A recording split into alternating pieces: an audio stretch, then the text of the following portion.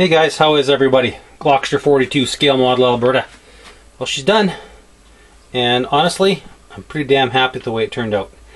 That is the Tamiya M51 Super Sherman with the 105mm French.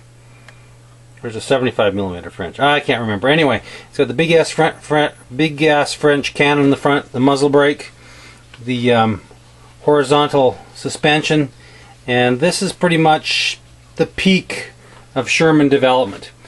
And funny thing is with this Tamiya Sherman compared to my Dragon Shermans is that it looks like it's closer to 32 scale.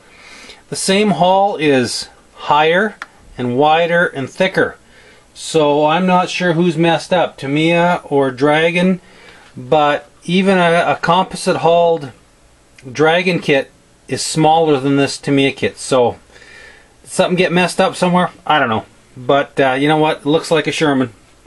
And the paint is a basic Vallejo Model Air, sorry, not Model Air, but it's the Vallejo Israeli primer, weathered with pigments, filters, and washes, pin washes and filter washes, and done up with the oils and a whole bunch of good stuff. So let's start at the bottom and work our way up. Now I will do some detail shots with the camera afterwards because this video camera doesn't really do it justice. All the weathering of the road wheels was done with Gulf War stand and brick rubble dust from MIG Pigments. The brick rubber dust is a grayish color, a grayish dusty color that matches really nicely with this Israeli gray. Now we've done a fairly heavy pigments all along in here and all that, along with some pin washes. Now the whole thing has been dusted with pigments, and to make the pigment stick I dusted over a very light coat with my airbrush of just regular old paint thinner, and that really makes the pigment stay. If you really want the pigments to adhere, use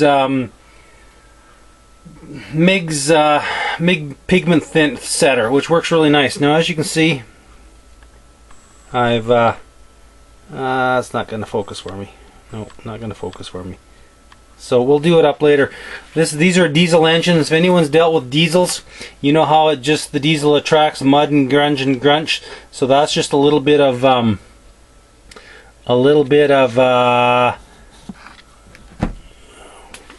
Vallejo brown wash in there, put in, mixed up with a little bit of the oil colors to match a nice greasy, oily looking diesel. And the bed rolls back here, they've been all painted up with Vallejo paints and then used heavily weathered down and dusted down with MIG pigments as well. Now all this little microchips you see along here, that's not done with a brush, that's done with an artist pencil done in brown and black. You can see I've done it all along the toolbox, along the hull where you guys would be climbing up and all that kind of good stuff. And I've also carried it on up into the turret in here, mainly in just areas that you're going to see wear and tear and wear on the paint finish. The figures were actually pretty poor for Tamiya. I was pretty disappointed. They painted up nicely though. I'm quite happy with the way they turned out that way. So let's just do a quick scoot around here so you guys can see the other side. And as you can see here, I put in some more diesel fuel spotting and more running down here, and the diesel fuel gets away. Just a little bit, once in a while, depending where they are, there could be a little bit of dew in the air, and you'll see a little bit of dirt runs and streaks and a little bit of washing on that way. All this is done with Vallejo pigments as well, and more greasy work on the jerry cans.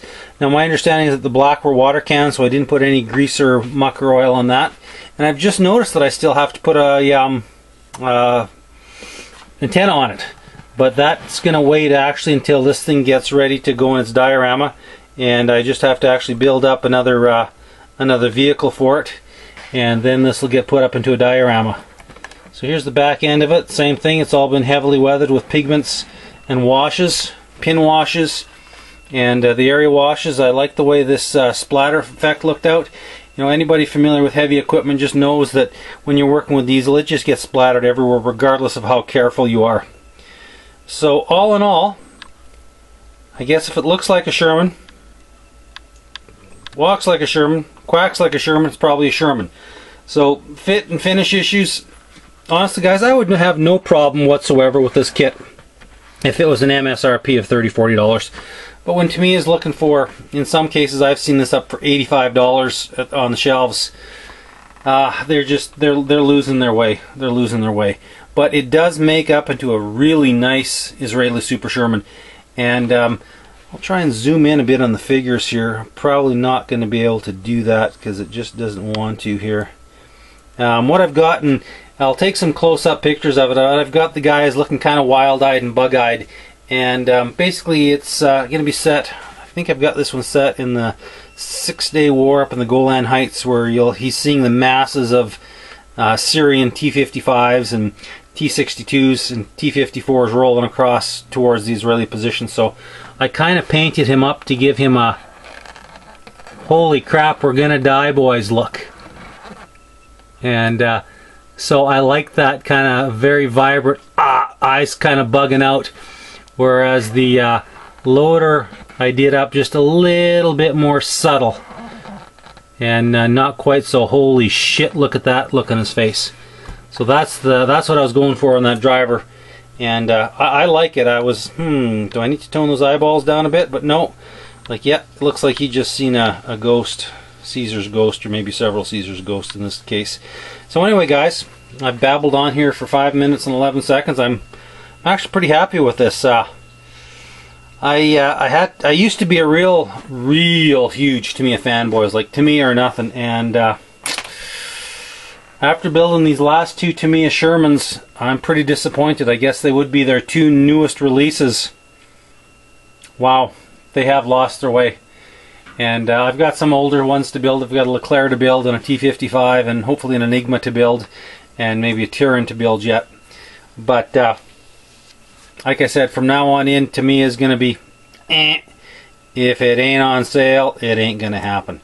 So anyway guys, I'm going to follow this up with a slideshow. Thanks for watching, I really appreciate it. And remember, keep building models, but get out and have a life, have some fun, spend some time with your family. Thanks guys, later.